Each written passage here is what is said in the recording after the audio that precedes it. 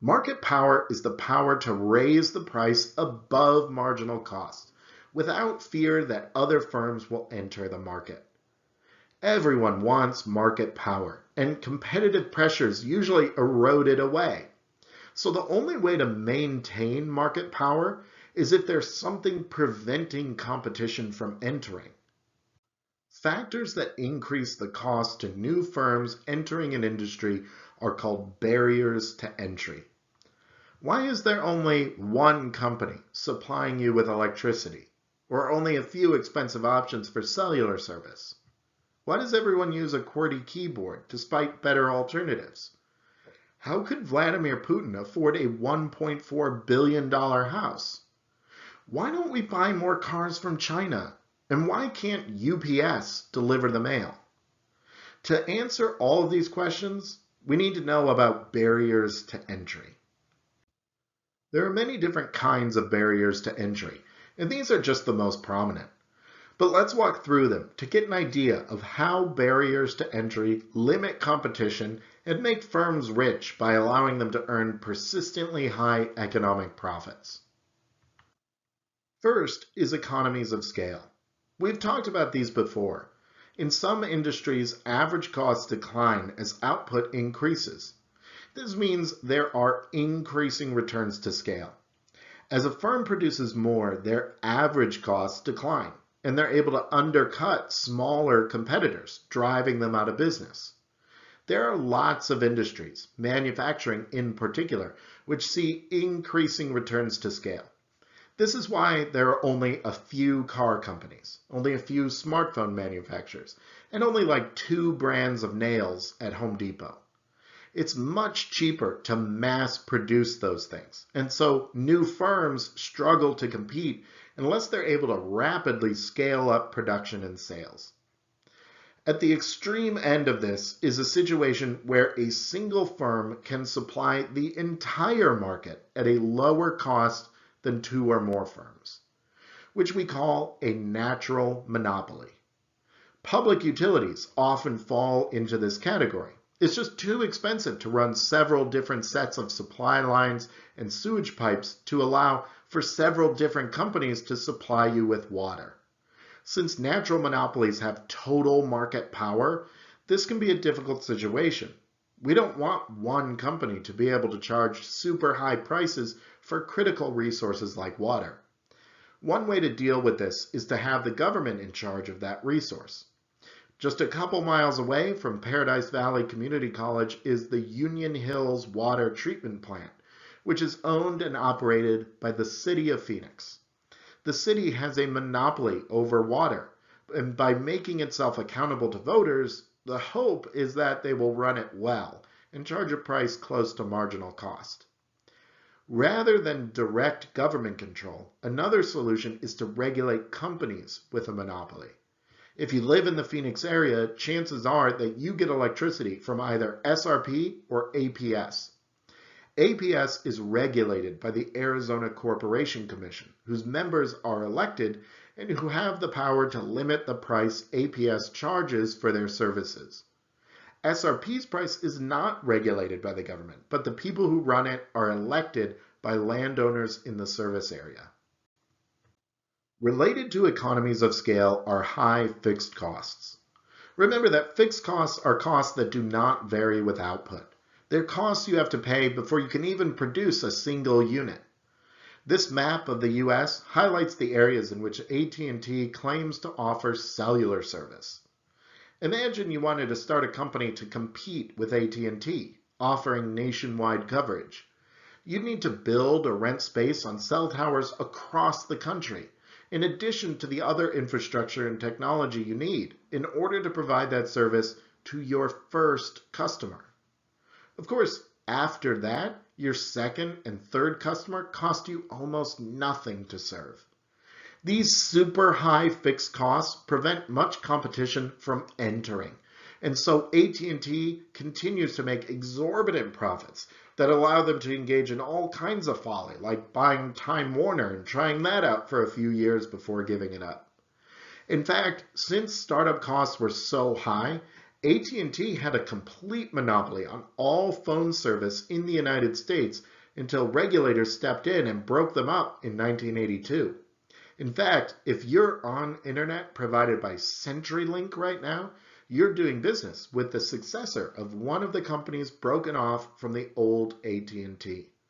And of course, internet service providers are a whole other example of very high fixed costs granting a few firms market power. One obvious way firms get market power is through branding. We'll talk more about branding in a couple chapters, but a related concept is network effects. Network effects can grant market power when the use of a product by other people increases its value to you. Do you need to send and receive a lot of documents? Oh, well, then you probably want Adobe, so you can create and edit PDFs, because virtually everyone has software on their computer that can open this type of document. And of course, you'll be typing those documents on a QWERTY keyboard, named for its first 6 letters on the top row. This layout was created by Christopher Latham Scholes, a newspaper editor, who then sold it to E. Remington and Sons, makers of firearms and typewriters. It took hold in 1878 with the release of the popular Remington No. 2 typewriter. Scholes spent a lot of time trying out different layouts in order to perfect this one, and for the most part, it's pretty good. But other layouts have been shown to put less stress on the fingers and allow for faster typing. But I doubt any of them will ever catch on, because everyone wants to stick with what they know, and it's easier for people to teach what they use themselves. Perhaps the biggest benefactors of network effects are, of course, social networks. Facebook and Instagram are only valuable to you if your friends or other people you want to follow are already using them. These network effects can be very strong and impose huge barriers to entry. In 2022, when Elon Musk bought Twitter, a very large number of users proclaimed that they would be leaving the platform for rival platforms. But few left for long, because those other platforms they left for, they just didn't have enough people on them to make it worth it. I think my favorite example of network effects is the calendar. Julius Caesar had such an outsized impact on the world that hardly anyone mentions that he invented our modern calendar, naming the month of July after himself, and starting the practice of leap years to account for the extra quarter of a day in the solar cycle.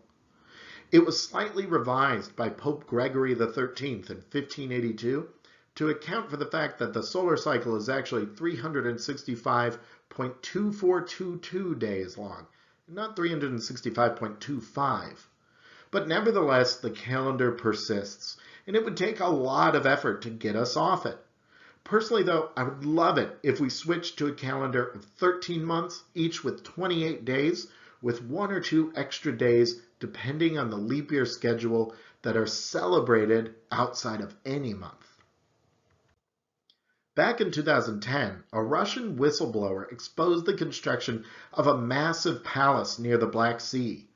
Various Russian oligarchs have claimed ownership, but in 2021, Alexei Navalny and his team released the results of an investigation which showed it was built for the personal use of Vladimir Putin, which of course Putin denies. This palace is estimated to have cost $1.4 billion. Upon the fall of the Soviet Union, some were able to seize on the privatization of the economy and become enormously wealthy. These people have gained the moniker of Russian oligarchs, and they've become increasingly powerful in Russian politics. Under Putin, the old oligarchs were supplanted by a new wave of oligarchs, which were granted special favors by the government, replacing crony capitalism with state capitalism. Putin trades highly lucrative publicly financed projects to these oligarchs in exchange for special favors, and yes, a $1.4 billion house. Putin is hardly an innovator, though. Tommy Suharto was able to set up a monopoly on the clove trade in Indonesia because he happened to be the son of the country's dictator. He made so much money, he was able to buy a Lamborghini. And by a Lamborghini, I mean one entire company named Lamborghini. After the fall of his father's dictatorship, Tommy was charged with corruption and sentenced to 18 months in jail, which he didn't serve. That didn't stop him from having the judge assassinated, though, and for that he was sent to prison for 15 years, of which he served 10. The worst impulses of governments can become entrenched through the support of industries, captured by those governments through the placement of barriers to entry, which enrich the incumbents of those industries. Political power and market power are a potent mix, and these are mild examples of corruption that flows from them when compared to the total barriers to entry imposed by communist states like the Soviet Union or communist China. How would you like to buy one of these babies? This is the GAC GS4, and it comes from China. China, as it turns out, makes more automobiles than any other country on Earth, and yet they sell almost none of them in the United States. That is in contrast to Japanese and South Korean car makers like Toyota, Kia, and Honda, which run neck and neck with US car makers. The reason for it isn't a mystery. While Chinese consumers want cheap cars, Americans don't, and Chinese cars are cheap because they just aren't made that well. At least they haven't been in the past. In 2018, GAC, which is owned by the Chinese government, attempted once again to break into the US market with this car. When they did, the LA Times noted, Chinese automakers have tried to enter the US market before and failed, crippled by subpar quality, failure to meet tough US safety standards, and lack of consumer awareness and ill-conceived import partnerships. The thing is, that used to be true for Japanese and Korean cars too. Some products have a learning curve, and when an industry forms, it doesn't have everything worked out yet. Japanese electronics, prior to the 1980s, were considered to be cheap and unreliable. Now, Sony makes the most popular gaming system in the world. Technological advances can confer some market power for a time, while competitors work to catch up, but this advantage doesn't last forever. Of course, sometimes that technological advantage is protected by law. Patents are written into the US Constitution because the founders wisely saw the incentive they confer to innovators. These legal protections can be very beneficial for an economy, despite the downsides of granting a firm market power. Governments also impose legal regulations and other restrictions on the market, which can stand as barriers to entry for new firms. Restaurants have to pass inspections and acquire liquor licenses, for example. There may be good motivations behind some of these, but they nevertheless raise the cost of entry. Occupational licensing is another barrier written into the law. In order to work as a doctor or lawyer, you must first be approved by the government. Certainly, these licenses have merit, but lots of plumbers and hairdressers and cab drivers have to get special licenses too, and the social value of that government approval is harder to justify. Occupational licensing and regulation has also for a long time made it hard for regular people to make investments that allow them to share in the wealth created in a capitalist system, meaning that only the wealthy have access to the financial products which give the best returns. Governments also hand out legal monopolies on occasion.